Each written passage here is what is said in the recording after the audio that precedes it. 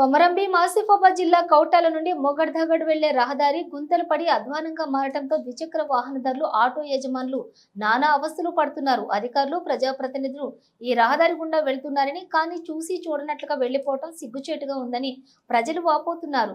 రాజకీయ నాయకులు మారుతున్నారు, ప్రభుత్వాలు మారుతున్నాయి, కానీ సంవత్సరాలు గడుస్తున్నా రహదారి బాగు చేసే వారు మాత్రం కరువయ్యారని వాహనదారులు అధికారులపై, రాజకీయ నాయకులపై మండిపడుతున్నారు. ఇప్పటికైనా అధికారులు, ప్రజాప్రతినిధులు స్పందించి గుంతల రహదారికి మరమ్మతులు చేయాలని ప్రజలు కోరుతున్నారు.